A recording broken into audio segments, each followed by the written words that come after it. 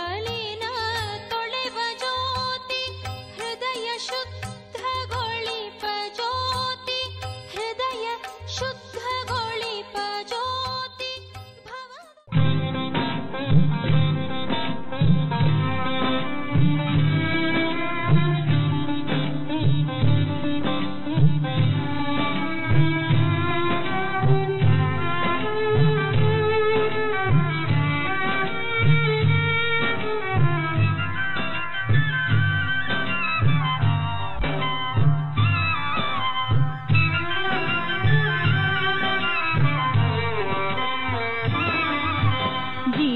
ಶಿವನಿಗೆ ಪ್ರಿಯವಾದಾಗ ಶಿವನ ನೆನಪು ಸದಾ ಉಳಿಯುವುದು. ಜೀವನ ಶಿವನಿಗೆ ಪ್ರಿಯವಾದಾಗ ಶಿವನ ನೆನಪು ಸದಾ ಉಳಿಯುವುದು. ಕಣ್ತುಂಬ ಶಿವನೇ ತುಂಬಿರುವಾಗ ಕಣ್ತುಂಬ ಶಿವನೇ ತುಂಬಿರುವಾಗ ಧನ್ಯರು ನಾವು ಆಗುವೆವಾಗ ಧನ್ಯರು ನಾವು ಆಗುವೆವಾಗ. ಶಿವನಿಗೆ ಪ್ರಿಯವಾದಾಗ ಶಿವನ ನೆನಪು ಸದಾ ಉಳಿಯುವುದು. ಕಣ್ತುಂಬ ಶಿವನೇ ತುಂಬಿರುವಾಗ ಧನ್ಯರು ನಾವು ಆಗುವೆವಾಗ ಧನ್ಯರು ನಾವು ಆಗುವೆವಾಗ.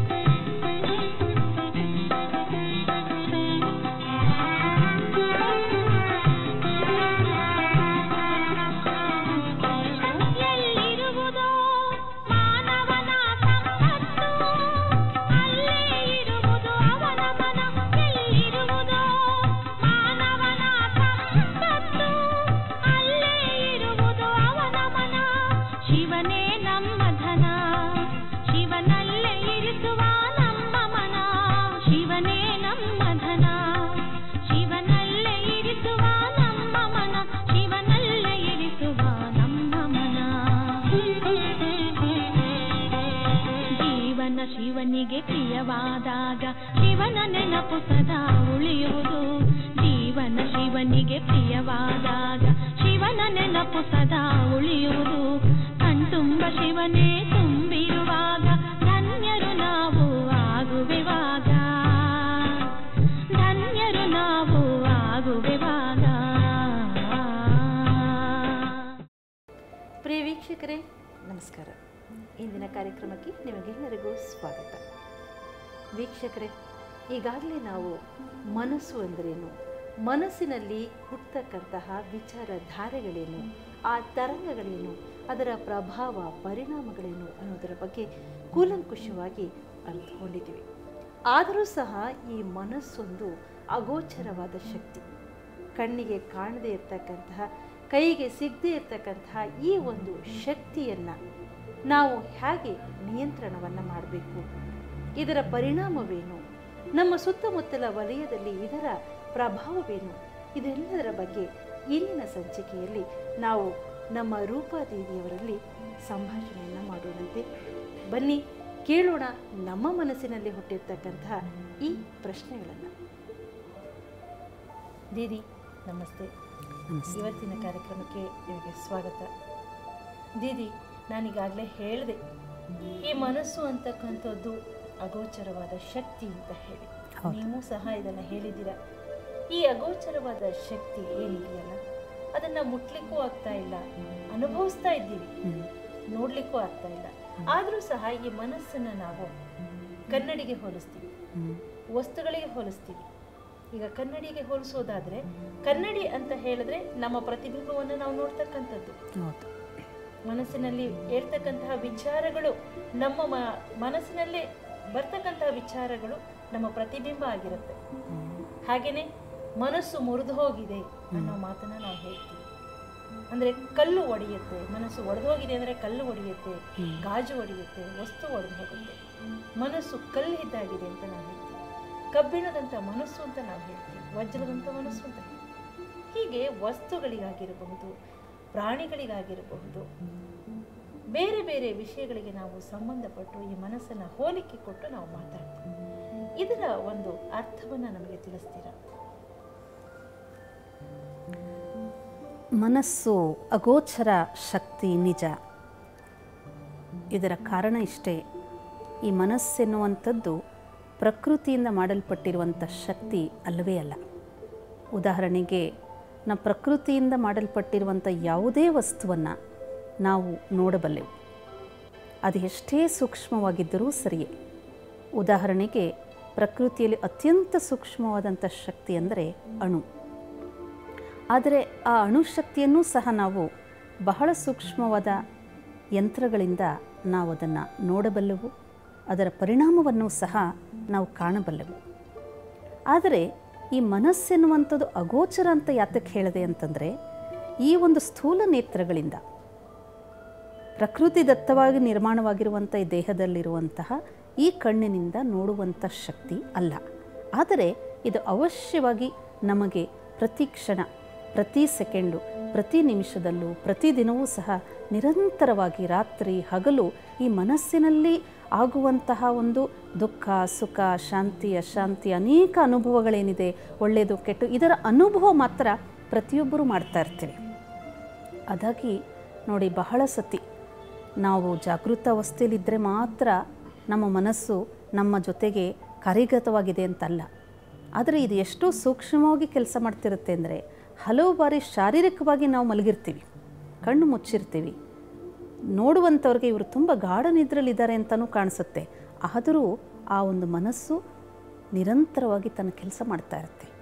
ಆದರೆ ಅದು ಈ ಸ್ಥೂಲ ನೇತ್ರಗಳಿಂದ ಮಾತ್ರ ಕಾಣಿಸೋದಿಲ್ಲ, ಅದನ್ನು ಹಿಡಿಲಿಕ್ಕೂ ಆಗೋದಿಲ್ಲ. ಯಾಕೆ ಅಂತಂದರೆ ಅದರ ಒಂದು ರೂಪ ಅತಿ ಸೂಕ್ಷ್ಮ ಮತ್ತು ಪ್ರಕೃತಿಯಿಂದ ಭಿನ್ನವಾಗಿರುವಂತಹ ಒಂದು ಶಕ್ತಿ. ಎರಡನೇದಾಗಿ ಮೀನಾಜಿಯವರೇ ತಾವು ಹೇಳಿದ್ರಿ, ಬಹಳ ಜನ ಈ ಮನಸ್ಸನ್ನು ಒಂದು ಕಲ್ಲಿಗೆ ಹೋಲಿಸ್ತಾರೆ ಅಂತಂದ್ರಿ, ಒಂದು ಕಬ್ಬಿಣಕ್ಕೆ ಹೋಲಿಸ್ತಾರೆ ಅಂದ್ರಿ. ಅಷ್ಟೇ ಅಲ್ಲ, ಈ ಮನಸ್ಸು ವಜ್ರದಂತೆ ಕಠಿಣವಾಗಿದೆಯಪ್ಪ ಇವ್ರದ್ದು ಅಂತ ಹೇಳ್ತಾರೆ. ಹಲವು ಬಾರಿ ಈ ಮನಸ್ಸನ್ನು ಒಂದು ಕನ್ನಡಿಗೆ ಹೋಲಿಸ್ತಾರೆ ಅಂತ. ಇದು ಯಾಕೆ ಅಂತಂದರೆ, ಈ ಮನಸ್ಸು ಎಷ್ಟು ಸೂಕ್ಷ್ಮವೋ ಅದರಲ್ಲಿ ಉತ್ಪನ್ನ ಆಗುವಂಥ ವಿಚಾರಗಳ ಪ್ರಭಾವ ಅಂಥದ್ದು.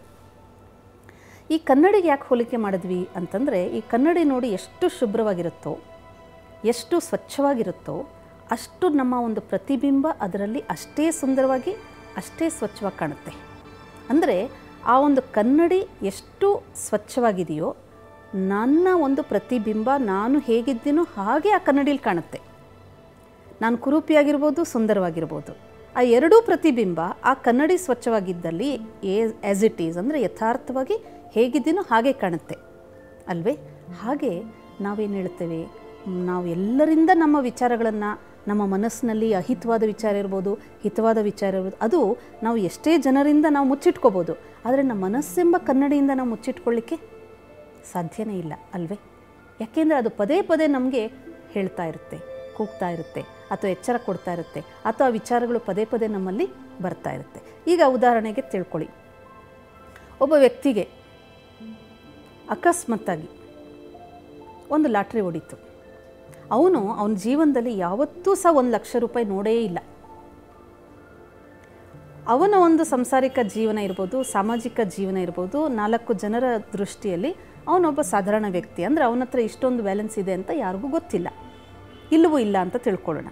ಆದರೆ ಅವನ ಒಂದು ಭಾಗ್ಯವಶದಲ್ಲಿ ಇದ್ದಂತೆ ಅಕಸ್ಮಾತ್ತಾಗಿ ಅವನಿಗೆ 1 ಲಕ್ಷ ರೂಪಾಯಿ ಲಾಟ್ರಿ ಸಿಕ್ತು. ಈಗ ಆ ವ್ಯಕ್ತಿ ಯೋಚನೆ ಮಾಡ್ತಾನೆ, ಇದನ್ನು ನಾನು ಯಾರಿಗೂ ಹೇಳಬಾರ್ದು ಅಂತ ಹೇಳಿ. ಯಾಕೆ? ಕಾರಣ ಬೇಕಾದಷ್ಟಿರ್ಬೋದು.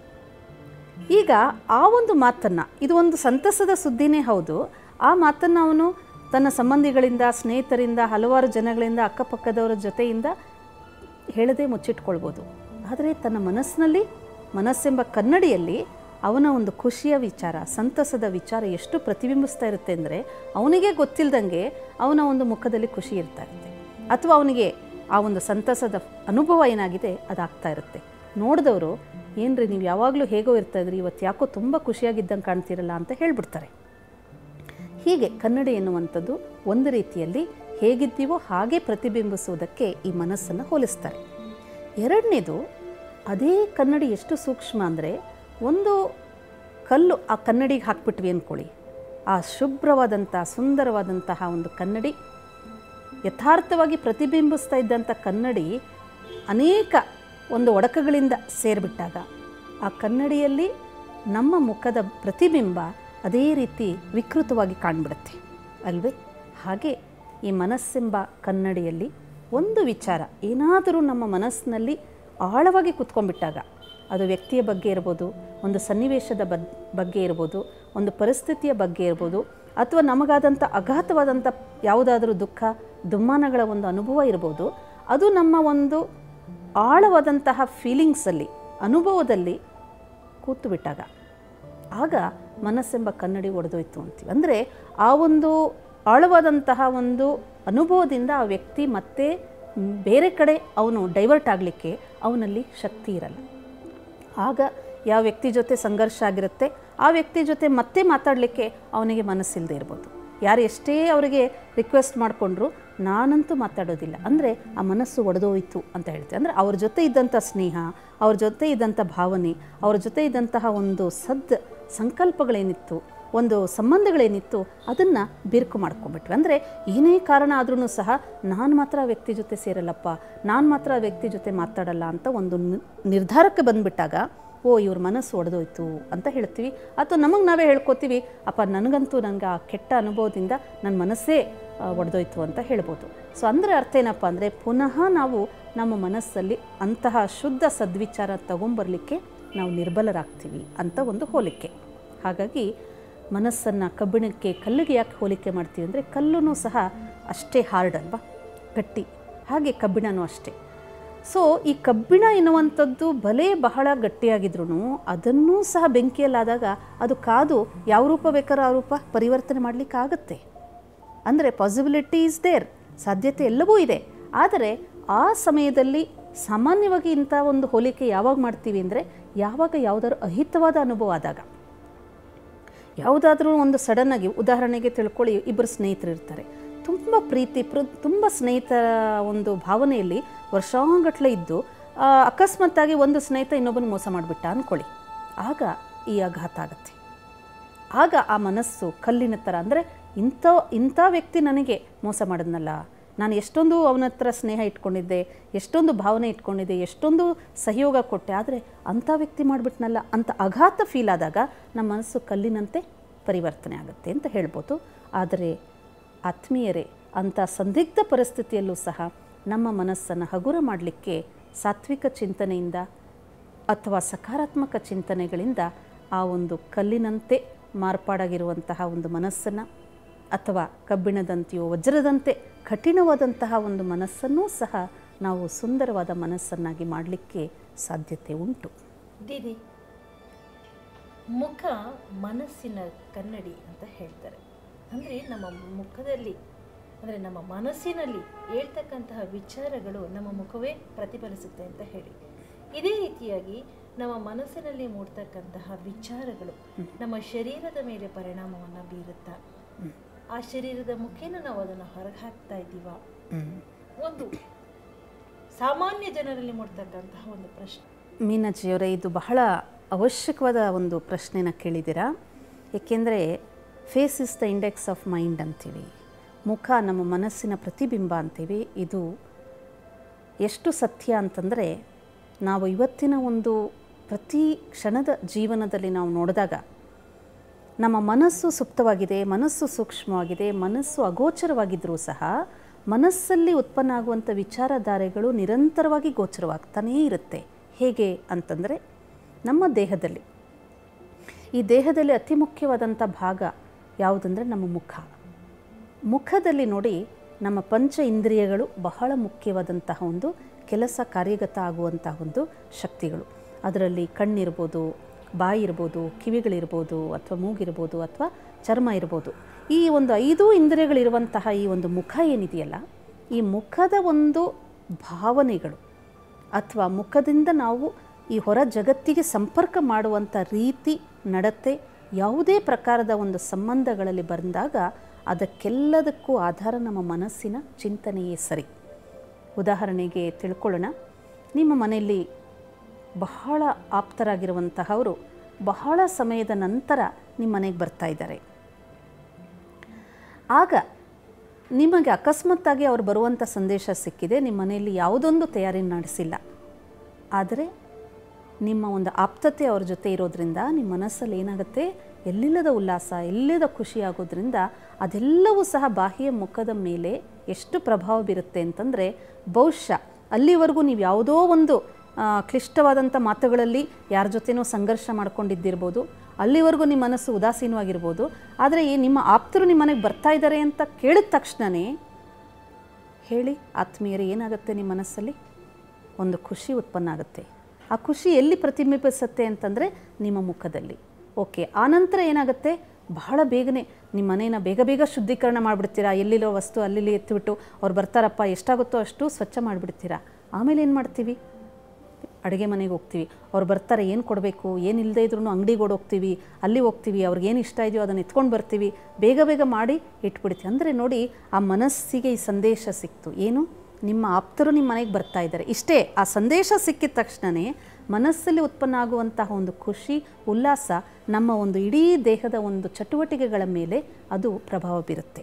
ಅದೆಲ್ಲದರ ಒಂದು ಪ್ರತಿಬಿಂಬ ನಮ್ಮ ಮುಖದ ಮೇಲೆ ತುಂಬ ಸ್ಪಷ್ಟವಾಗಿ ಕಾಣುತ್ತೆ.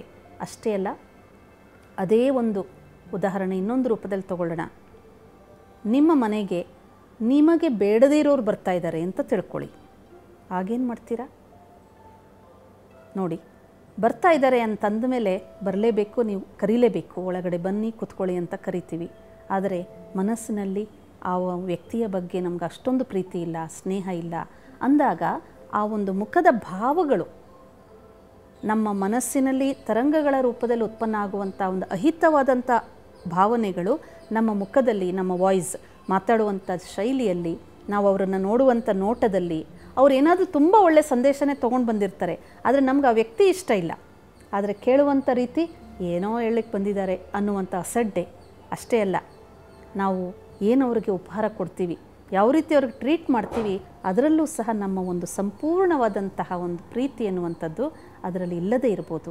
ಇದು ನಮ್ಮೆಲ್ಲರಿಗೂ ಸಹ ಸಹಜವಾಗಿ ಅನುಭವ ಆಗಿರುವಂಥ ಮಾತು. ಅಂದರೆ ಈ ಒಂದು ಮನಸ್ಸಿನ ಕನ್ನಡಿ ಏನಿದೆ, ಅದರಲ್ಲಿ ನಮ್ಮ ಮನೋವಿಚಾರಗಳು ಎಷ್ಟು ಸ್ಪಷ್ಟವಾಗಿ ಕಾಣುತ್ತೋ ಅಷ್ಟೇ ಈ ಮನಸ್ಸಿನ ವಿಚಾರಧಾರೆಗಳು ನಮ್ಮ ಮುಖದ ಮುಖಾಂತರ, ಕಣ್ಣಿನ ಮುಖಾಂತರ, ನಮ್ಮ ಮುಖದ ವಾಣಿಯ ಮುಖಾಂತರ, ನಾವು ಬಾಯಿಂದ ಏನು ಮಾತಾಡ್ತೀವಲ್ಲ ಅದರಲ್ಲಿ ನೋಡಿ, ಯಾರಾದರೂ ನಿಮ್ಗೆ ಆಪ್ತರು ಬಂದರೆ ಅವ್ರಿಗೆ ಎಷ್ಟು ಖುಷಿಯಿಂದ ಗ್ರೀಟ್ ಮಾಡ್ತೀರಾ. ಅದೇ ಬೇಡದೇ ಇರೋರು ಬಂದಾಗ, ಬನ್ನಿ ಸ್ವಾಮಿ ಕೂತ್ಕೊಳ್ಳಿ, ಏನು ಬೇಕು, ಯಾತಕ್ಕೆ ಬಂದ್ರಿ, ಯಾವಾಗ ಹೋಗ್ತೀರಾ ಅಂತ ಕೇಳೇ ಬಿಡ್ತೀವಿ ಒಂದೊಂದು ಸತಿ. ಅವ್ರು ಬಂದವ್ರಿಗೆ ಬೇಗ ಹೋಗಬೇಕು ಅನಿಸ್ಬಿಡುತ್ತೆ, ಯಾಕೆಂದ್ರೆ ನಮ್ಗೆ ಇಷ್ಟ ಇಲ್ಲ ಅನ್ನೋದು ಗೊತ್ತಾಗಿರುತ್ತೆ. ಸೊ ಇದು ಹೇಗೆ ಅಂತಂದರೆ, ಹಲವು ಬಾರಿ ನಾವು ಬಾಯಿಂದ ಹೇಳದೇ ಇದ್ರೂ ಸಹ ನಮ್ಮ ಒಂದು ಭಾವನೆಗಳ ಒಂದು ಪ್ರತಿಬಿಂಬ ನಮ್ಮ ಒಂದು ನಡೆನುಡಿಗಳಿಂದ ಅಥವಾ ನಮ್ಮ ಒಂದು ಆ್ಯಕ್ಟಿವಿಟಿ ಅಂತ ಏನು ಹೇಳ್ತೀವಿ, ಬಿಹೇವಿಯರ್ ಅಂತ ಏನು ಹೇಳ್ತೀವಿ, ಅದರ ಮುಖಾಂತರ ಬೇರೆಯವರಿಗೆ ಅವಶ್ಯವಾಗಿ ನಾವು ನಿರಂತರವಾಗಿ ಪ್ರತಿಬಿಂಬಿಸ್ತೀವಿ. ಅಷ್ಟೇ ಅಲ್ಲ, ಈ ಒಂದು ಮನಸ್ಸಿನ ವಿಚಾರಗಳು ಎಷ್ಟು ಸುಂದರವಾಗಿರುತ್ತೆ, ಎಷ್ಟು ಸಕಾರಾತ್ಮಕವಾಗಿರುತ್ತೆ ನೋಡಿ, ನಿಮ್ಮ ದೇಹದ ಆರೋಗ್ಯ ಅಷ್ಟೇ ಚೆನ್ನಾಗಿರುತ್ತೆ. ಮನಸ್ಸಿನಲ್ಲಿ ಕುಗ್ಗಿದ ವಿಚಾರ ಇದೆ, ಮನಸ್ಸಲ್ಲಿ ಉಲ್ಲಾಸ ಇಲ್ಲ, ಉತ್ಸಾಹ ಇಲ್ಲ ಅಂದಾಗ ಈ ದೇಹದ ಯಾವ ಅಂಗಾಂಗಗಳು ಸಹ ಸರಿಯಾಗಿ ಸದುಪಯೋಗ ಮಾಡಿಕೊಳ್ಳುವಂಥ ಚಟುವಟಿಕೆಗಳಲ್ಲಿ ಅದು ನಿರತವಾಗಿರಲ್ಲ. ಅದಕ್ಕೆ ಏನು ಹೇಳ್ತಾರೆ, ಮನಸ್ಸು ಭಾರವಾದಾಗ ಒಬ್ಬ ವ್ಯಕ್ತಿ ದೃಢಕಾಯನಾಗಿದ್ದು ಆರೋಗ್ಯಕಾಯನಾಗಿದ್ರೂ ಸಹ ಒಂದು ಸಣ್ಣ ಲೋಟ ಎತ್ಕೊಂಡು ಕೊಡಪ್ಪ ಅಂದ್ರೂ ಅವನಿಗೆ ಬೆಟ್ಟ ಎತ್ತಿದ ಹಾಗೆ ಅನುಭವ ಆಗುತ್ತೆ. ಅದೇ ಒಂದು ವ್ಯಕ್ತಿ ತುಂಬ ದೌರ್ಬಲ್ಯವಾಗಿದ್ದು ನೋಡಲಿಕ್ಕೆ ತುಂಬ ಸಣ್ಣಗಿದ್ರೂ ಸಹ ಆ ವ್ಯಕ್ತಿಯ ಮನಸ್ಸಿನಲ್ಲಿ ತುಂಬ ಉಲ್ಲಾಸ ಇದೆ, ತುಂಬ ಸ್ಫೂರ್ತಿ ಇದೆ, ತುಂಬ ಉತ್ಸಾಹ ಇದೆ, ಖುಷಿ ಇದೆ ಅಂದಾಗ ಅವನಿಗೆ ಬೆಟ್ಟದಂಥ ದೊಡ್ಡ ಭಾರವನ್ನು ಕೊಟ್ಬಿಟ್ರೂ ಸಹ ಅದನ್ನು ಸಣ್ಣ ಒಂದು ಲೋಟದ ಒಂದು ಭಾರವನ್ನು ಎತ್ತಿದ ಹಾಗೆ ಅವನು ಅದನ್ನು ಎತ್ತಿಬಿಡ್ತಾನೆ. ಅಂದರೆ ಇದರಲ್ಲಿ ನಾವು ಸೂಕ್ಷ್ಮವಾದ ಮಾತೇನಪ್ಪ ಅಂದರೆ, ನಮ್ಮ ಯಾವುದೇ ಸಾಧನೆಗೆ, ಸಫಲತೆಗೆ, ಜೀವನದಲ್ಲಿ ಯಾವುದೊಂದು ನಾವು ಖುಷಿಯಾಗಿ ನಮ್ಮ ಜೀವನವನ್ನು ಮುಂದುವರಿಸ್ಕೊಂಡು ಹೋಗಬೇಕು, ಎಲ್ಲರ ಜೊತೆ ಒಂದು ಸಮಾವೇಶ ಸದಾ ಸಕಾರಾತ್ಮಕವಾಗಿರಬೇಕು ಅಂದರೆ ಅದಕ್ಕೆ ಮೂಲ ಆಧಾರ ನಮ್ಮ ಮನಸ್ಸಿನ ವಿಚಾರಧಾರೆಗಳ ಮೇಲೆ ಸಂಪೂರ್ಣವಾಗಿ ಆಧಾರಿತವಾಗಿರುತ್ತೆ. ಅಂದಹಾಗೆ ದೀದಿ, ನೀವು ಹೇಳಿದ್ರೆ ಈಗ ನಮ್ಮ ಆರೋಗ್ಯದ ಮೇಲೂ ಈ ಮನಸ್ಸು ಪರಿಣಾಮವನ್ನು ಬೀರುತ್ತೆ ಅಂತ ಹೇಳಿ, ಎಷ್ಟೋ ಸರಿ ನಾವು ನೋಡ್ತಾ ಇರ್ತೀವಿ, ನಮಗೆ ಇಷ್ಟವಾದಂಥ ವಿಷಯಗಳ ಬಗ್ಗೆ ಚರ್ಚೆ ಮಾಡುವಾಗ, ಯಾರಾದರೂ ಮನೆಗೆ ಬಂದಾಗ ಮಾತಾಡ್ತಾ ಇರುವಾಗ ಇಷ್ಟವಾಗಿದ್ದರೆ ಖಂಡಿತವಾಗೂ ಉಲ್ಲಾಸಿತವಾಗೇ ಇರ್ತೀವಿ. ಆದರೆ ಬೇಡವಾದ ವಿಚಾರಗಳು ಬಂದಾಗ ಅಥವಾ ದುಃಖವಾದಾಗ ಆ ಸಮಯದಲ್ಲಿ ತಲೆನೋವು, ಬೆನ್ನು ನೋವು, ಹೀಗೆ ಆರೋಗ್ಯದ ಮೇಲೆ ಪರಿಣಾಮವನ್ನು ಆಗುವುದನ್ನು ನಾವು ಖಂಡಿತವಾಗಿಯೂ ಗಮನಿಸ್ತಾ ಇರ್ತೀವಿ. ಇದಲ್ಲದೇ ಇಷ್ಟ ಇಲ್ಲದೇ ಇರ್ತಕ್ಕಂತಹ ಸಮಯ, ನಮಗೆ ಪ್ರತಿಕೂಲ ಇಲ್ಲದೇ ಇರ್ತಕ್ಕಂತಹ ಸಮಯ, ನಮಗೆ ಬೇಡವಾಗದೇ ಇದ್ದ ಸಮಯದಲ್ಲಿ ಈ ಮನಸ್ಸು ಸಂಚಾರಕ್ಕೆ ಹೊರಟು ಬಿಡುತ್ತೆ. ಒಬ್ಬ ವ್ಯಕ್ತಿಯೊಂದಿಗೆ ನಮಗೆ ಮಾತನಾಡಲಿಕ್ಕೆ ಈಗ ನಮಗೆ ಇಷ್ಟ ಇಲ್ಲದೇ ಇದ್ದಾಗ ನಮ್ಮ ಮನಸ್ಸು ಇಲ್ಲಿರೋಲ್ಲ, ಅದು ಸಂಚಾರಕ್ಕೆ ಹೊರಡುತ್ತೆ. ಹಾಗೆ ಹೇಳ್ತಾ ಇರ್ತಾರೆ, ಏನು ನಿನ್ನ ಮನಸ್ಸು ಇಲ್ಲಿ ಇಲ್ವಾ, ನಿನ್ನ ಶರೀರ ಮಾತ್ರ ಇಲ್ಲಿದೆ, ನಿನ್ನ ಮನಸ್ಸು ಎಲ್ಲೋ ಅಲಿತಾ ಇದೆ. ಇದನ್ನ ನಾವು ಮಕ್ಕಳಿಗೂ ಸಹ ಹೇಳ್ತಾ ಇರ್ತೀವಿ, ಪುಸ್ತಕದ ಮುಂದೆ ಕೂತ್ಕೊಂಡಿದ್ಯಾ ಆದ್ರೆ ನಿನ್ನ ಮನಸ್ಸು ಎಲ್ಲೋ ಇದೆ, ಅಲಿತಾ ಇದೆ ಅಂತ ಹೇಳಿ. ಈ ಒಂದು ಸಂಚಾರ ಶಕ್ತಿ ಈ ಮನಸ್ಸಿಗೆ ಹೇಗೆ, ಅದನ್ನು ನಿಯಂತ್ರಣ ಮಾಡೋದು ಹೇಗೆ? ಮೀನಾಕ್ಷಿಯವರೇ, ಇದು ಬಹಳ ಒಂದು ಅವಶ್ಯಕವಾದಂಥ ಪ್ರಶ್ನೆ ಕೇಳಿದ್ದೀರಾ ಅಂತ ಅನಿಸುತ್ತೆ. ಯಾಕೆಂತಂದರೆ ಇವತ್ತಿನ ಒಂದು ಸಮಾಜದಲ್ಲಿ ನಾವೆಲ್ಲ ನೋಡ್ತೀವಿ, ಈ ಮನಸ್ಸನ್ನು ಹತೋಟಿಲಿ ಇಟ್ಕೊಳ್ಳೋದೇ ಭಾಳ ಕಷ್ಟ, ಎಲ್ಲೆಲ್ಲೋ ಹೋಗುತ್ತೆ ಅಂತ ಹೇಳ್ತೀವಿ. ಹೇಗೆ ಈ ಮನಸ್ಸು ಒಂದು ಅಗೋಚರ ಶಕ್ತಿನೋ ಹಾಗೆ ಈ ಮನಸ್ಸು ಒಂದು ಸಂಚಾರ ಶಕ್ತಿನೂ ಹೌದು. ಈಗ ಒಂದು ಕ್ಷಣ ನೋಡಿ, ಸೂರ್ಯ ಅಂದ ತಕ್ಷಣ ನಮ್ಮ ಮನಸ್ಸು ಎಲ್ಲೋಯ್ತು, ಸೂರ್ಯನ ಹತ್ರ ಹೊಟ್ಟೋಯ್ತು. ಅದೇ ಮನಸ್ಸನ್ನು ಅಮೇರಿಕಾ ಅಂತ ಹೇಳಿ ಭೂಪಟದಲ್ಲಿ ಅಮೇರಿಕನ ನೋಡಿ ಅಂದಾಗ ಅಮೇರಿಕನ್ ನೋಡಿಬಿಡುತ್ತೆ. ಒಂದು ತಾಯಿ ತನ್ನ ಮಗನ್ನ ವಿದೇಶಕ್ಕೆ ಕಳಿಸಿರ್ತಾಳೆ, ಯಾವುದೋ ಒಂದು ಹೈಯರ್ ಸ್ಟಡಿಗೋ ಜಾಬ್ಗೋ. ಆದರೆ ತಾಯಿ ಇಲ್ಲಿದ್ರೂ ಸಹ ನಿರಂತರವಾಗಿ ಎಲ್ಲಿರ್ತಾಳೆ, ಮನಸ್ಸಿನಿಂದ ತನ್ನ ಮಗನ ಜೊತೆ ಇರ್ತಾಳೆ. ಹಾಗಾಗಿ ಈ ಮನಸ್ಸೆನ್ನುವಂಥದ್ದು ಒಂದು ಸಂಚಾರ ಶಕ್ತಿ ಖಂಡಿತ. ಈ ಒಂದು ಸ್ಥೂಲ ಜಗತ್ತಲ್ಲಿ ನಾವು ನೋಡಿದಾಗ ಅತ್ಯಂತ ವೇಗವಾಗಿ ನಡೆಯುವಂಥ ಶಕ್ತಿಗೆ ಲೈಟ್ ಎನರ್ಜಿ ಅಂತೀವಿ.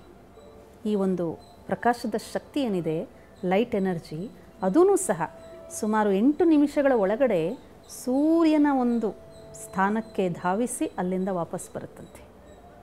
ಎಷ್ಟು ಮೈಲಿಗಳ ದೂರ ಅದು ಸಂಚಾರ ಮಾಡಿ ಪುನಃ ಬರುತ್ತೆ. ಆದರೆ ಈ ಮನಸ್ಸೆನ್ನುವಂಥದ್ದು ಈ ಲೈಟ್ ಎನರ್ಜಿಗಿಂತ ಸೂಕ್ಷ್ಮವಾಗಿರುವಂಥದ್ದು, ಅತ್ಯಂತ ತೀವ್ರವಾಗಿ ಸಂಚಾರ ಮಾಡುವಂಥ ಶಕ್ತಿ. ಆದರೆ ಇದನ್ನು ಹತೋಟಿಯಲ್ಲಿಡೋದು ಅಂದರೆ ಅರ್ಥ ಏನಪ್ಪ ಅಂದರೆ, ಎಲ್ಲಿ ಬೇಕೋ ಅಲ್ಲಿ ಸಂಚಾರ ಮಾಡುವಂತಹ ಒಂದು ನಿಯಂತ್ರಣ. ಬಹಳ ಜನ ಏನು ತಿಳ್ಕೊಳ್ತಾರೆ, ಈ ಮನಸ್ಸು ಎಲ್ಲೆಲ್ಲೋ ಹೋಗುತ್ತೆ, ಅದಕ್ಕೆ ಈ ಮನಸ್ಸನ್ನು ಕಟ್ಟಾಕ್ಬಿಡಬೇಕು ಅಂತ ಹೇಳಿ ತಿಳ್ಕೊಳ್ತಾರೆ. ವಾಸ್ತವಿಕವಾಗಿ ಕಟ್ಟಾಕೋದು ಅಂತಂದರೆ ಮನಸ್ಸನ್ನು ದಮನ ಮಾಡೋದಾಗಲಿ, ನಿಲ್ಲಿಸ್ಬಿಡೋದಾಗಲಿ, ಜಡ ಮಾಡೋದು ಅಂತಲ್ಲ. ನೀವು ಪ್ರಯತ್ನ ಮಾಡಿನೂ ನೋಡಿ, ನನ್ನ ಮನಸ್ಸಲ್ಲಿ ಏನೂ ವಿಚಾರ ಮಾಡಬಾರ್ದು ಅಂತ ಈಗಲೇ ನೋಡಿ. ಒಂದು ಕ್ಷಣ ಏನೂ ವಿಚಾರ ಇಲ್ಲದೆ ಇರಬೇಕು ಅಂದರೆ ನಮ್ಮ ಮನಸ್ಸಲ್ಲಿ ಈ ವಿಚಾರ ಅಂತೂ ಇದೆ ತಾನೆ, ಏನೂ ವಿಚಾರ ಮಾಡಬಾರ್ದು ಅನ್ನೋ ವಿಚಾರ ಅಂತೂ ಇದೆ. ಸೊ ಆ ಕಾರಣದಿಂದ ಮನಸ್ಸು ಯಾವತ್ತೂ ಸಹ ಸಂಪೂರ್ಣವಾದಂಥ ವ್ಯಾಕ್ಯೂಮ್ ಸ್ಟೇಜಲ್ಲಿ ಇರಲಿಕ್ಕೆ ಸಾಧ್ಯ ಇಲ್ಲ. ಆದರೆ ಪ್ರತಿಯೊಂದು ವಿಚಾರನೂ ಸಹ ಅದು ಸಂಚಾರ ಮಾಡುತ್ತೆ, ವಿಚಾರ ಸಂಚಾರ ಮಾಡುತ್ತೆ. ಇದು ನಮ್ಮೆಲ್ಲರಿಗೂ ಹೇಗೆ ಅನುಭವ ಆಗಿರುತ್ತೆ, ಇದಕ್ಕೆ ಇನ್ನೊಂದು ಶಬ್ದದಲ್ಲಿ ಟೆಲಿಪತಿ ಅಂತ ಹೇಳ್ತಾರೆ. ಹೇಗೆ ನಾನು ಇಲ್ಲಿ ಕೂತ್ಕೊಂಡು ನನ್ನ ಒಂದು ಆಪ್ತ ವ್ಯಕ್ತಿಯನ್ನು, ನನ್ನ ಸ್ನೇಹಿತನನ್ನು ತುಂಬ ಏಕಾಗ್ರವಾಗಿ ನೆನಪು ಮಾಡದೆ ಆ ಒಂದು ವಿಚಾರದ ಒಂದು ತರಂಗಗಳು ಇಲ್ಲಿಂದ ಮೈಲಿಗಟ್ಟಲೆ ದೂರ ಇರುವಂಥ, ಸಾವಿರಾರು ಮೈಲಿಗಟ್ಟಲೆ ದೂರ ಇರುವಂಥ ವ್ಯಕ್ತಿಯ ಮನಸ್ಸಿಗೆ ಹೋಗಿ ತಲುಪುತ್ತೆ. ಆ ವಿಚಾರ ನನ್ನಲ್ಲಿರುವಂಥದ್ದು ಆ ವ್ಯಕ್ತಿಗೆ ಅಲ್ಲಿ ರೀಚ್ ಆದ ತಕ್ಷಣವೇ ಅವರಿಗೆ ನನ್ನ ನೆನಪು ಬರುತ್ತೆ. ಆಗ ನೋಡಿ ಸಡನ್ನಾಗಿ ಅವ್ರು ಫೋನ್ ಮಾಡ್ಬೋದು, ಅಥವಾ ಆ ವ್ಯಕ್ತಿನೇ ನಿಮ್ಮ ಮುಂದೆ ಬರಬೇಕಂತ ಪತ್ರ ಬರಿಬೋದು, ಅಥವಾ ಇನ್ನೊಂದು ಮಾಧ್ಯಮಗಳಿಂದ ನಮಗೆ ಸಂದೇಶ ಬರ್ಬೋದು, ಅಥವಾ ಬಹಳ ಸಮಯದ ನಂತರ ಇಂಥ ಸಮಯದಲ್ಲಿ ನೀವು ನನ್ನ ನೆನಪು ಮಾಡ್ತಾ ಇದ್ದೀರಾ ಅಂತಲೂ ಆ ವ್ಯಕ್ತಿ ಕೇಳ್ಬೋದು. ಅಂದರೆ ಅಷ್ಟೂ ಒಂದು ಕ್ಲೋಸ್ನೆಸ್ ಇದೆ. ಆದರೆ ಈ ಸಂಚಾರ ಮಾಡುವಂಥ ಶಕ್ತಿ ನಮಗೆ ಯಾತಕ್ಕೆ ಡಿಸ್ಟರ್ಬ್ ಆಗುತ್ತೆ ಅಂತಂದರೆ, ಯಾವ ಸಮಯದಲ್ಲಿ ನಾವು ಏನು ಕಾರ್ಯ ಮಾಡ್ತಿದ್ದೀವೋ ಆ ಸಮಯದಲ್ಲಿ ಮನಸ್ಸು ಅಲ್ಲಿರಬೇಕು. ಆಗ ನಮಗೆ ಯಾವ ಒಂದು ವಿಚಾರ ಆಗಲಿ, ಆ ವ್ಯಕ್ತಿಯ ಒಂದು ಸಮಾಚಾರ ಆಗಲಿ, ಆ ವ್ಯಕ್ತಿಯ ಜೊತೆ ಸಂದರ್ಶನವಾಗಲಿ ಸಫಲವಾಗುತ್ತೆ. ಆದ್ದರಿಂದ ಈ ಮನಸ್ಸನ್ನು ಸಂಚಾರ ಮಾಡುವಂಥ ಶಕ್ತಿಯನ್ನು ನಾವು ಕಟ್ಟಿಡೋದು ಅಂತಲ್ಲ, ಅದನ್ನು ಏಕಾಗ್ರತೆಗೊಳಿಸಬೇಕು. ಅಂದರೆ ಆ ಮನಸ್ಸಲ್ಲಿ ಒಂದು ನಿರ್ದಿಷ್ಟ ಕಾಲದವರೆಗೆ ಯಾವ ಕಾರ್ಯದಲ್ಲಿ ಅದನ್ನು ನಾವು ನಿರತಗೊಳಿಸಬೇಕೋ ಅಷ್ಟು ನಮ್ಮಲ್ಲಿ ನಿಯಂತ್ರಣ ಇರಬೇಕು. ಹಾಗೆ ಈಗ ಓದೋ ಸಮಯದಲ್ಲಿ ನಮ್ಮ ಮನಸ್ಸನ್ನು ಓದಬೇಕು ಅಂತ ಅದಕ್ಕೆ ಹೇಳ್ಕೊಡ್ಬೇಕು. ಆಟ ಆಡಬೇಕಾದ್ರೆ ಆಟದಲ್ಲೂ ಮಗ್ನವಾಗಿರಬೇಕು. ಆದರೆ ಆಟ ಆಡಬೇಕಾದ್ರೆ ಪಾಠದ ನೆನಪು ಮಾಡೋದು, ಪಾಠ ಓದಬೇಕಾದ್ರೆ ಆಟದ ನೆನಪು ಮಾಡ್ತೀವಿ ಅಂದಾಗ ಅಲ್ಲಿ ಮನಸ್ಸು ನನ್ನ ಹತೋಟಿಲಿಲ್ಲ ಅಂತ. ಹಲವು ಬಾರಿ ನಮ್ಗೆ ಇಷ್ಟ ಆಗದೇ ಇರುವಂಥ ವಿಚಾರಗಳು ನಮ್ಮ ಮುಂದೆ ಬಂದಾಗ ಮನಸ್ಸೆಲ್ಲೆಲ್ಲೋ ಓಡೋಗ್ತಾ ಇರುತ್ತೆ. ಅಂದರೆ ಅದಕ್ಕೆ ಇಷ್ಟ ಆಗದೇ ಇರಬೇಕಾದ್ರೆ ಮನಸ್ಸಲ್ಲಿ ಏಕಾಗ್ರತೆ ಇರೋದಿಲ್ಲ. ಸೊ ಇದರ ಬಗ್ಗೆ ನಾವು ಇನ್ನಷ್ಟು ಕೂಲಂಕುಷವಾಗಿ ತಿಳ್ಕೊಂಡಾಗ, ಪ್ರತಿನಿತ್ಯ ಆ ಏಕಾಗ್ರತೆಯನ್ನು ಪ್ರಾಕ್ಟೀಸ್ ಮಾಡಿದಾಗ, ಅಭ್ಯಾಸ ಮಾಡಿದಾಗ ಈ ಮನಸ್ಸನ್ನು ನಾವು ಎಲ್ಲಿ ಬೇಕೋ, ಹೇಗೆ ಬೇಕೋ, ಎಷ್ಟು ಸಮಯ ಬೇಕೋ ಅಷ್ಟು ಸಮಯ ಆ ಒಂದು ಕಾರ್ಯದಲ್ಲಿ, ಆ ಚಿಂತನೆಯಲ್ಲಿ ನಿರತಗೊಳಿಸುವಂತಹ ಒಂದು ಸಾಧ್ಯತೆಯನ್ನು ನಾವು ಅವಶ್ಯವಾಗಿ ಪಡ್ಕೊಳ್ಬೋದು.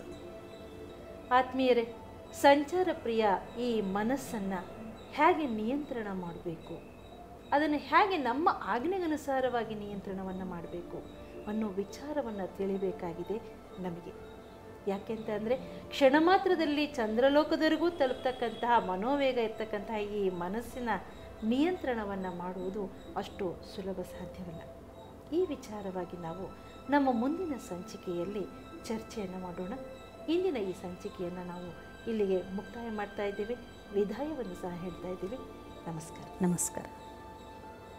ಗಿಡ ಮರವೆಲ್ಲವ ಲೇಖನೆ ಮಾಡಿ, ಶಾಹಿಯರು ಮಾಡಿ ಸಮುದ್ರವನು,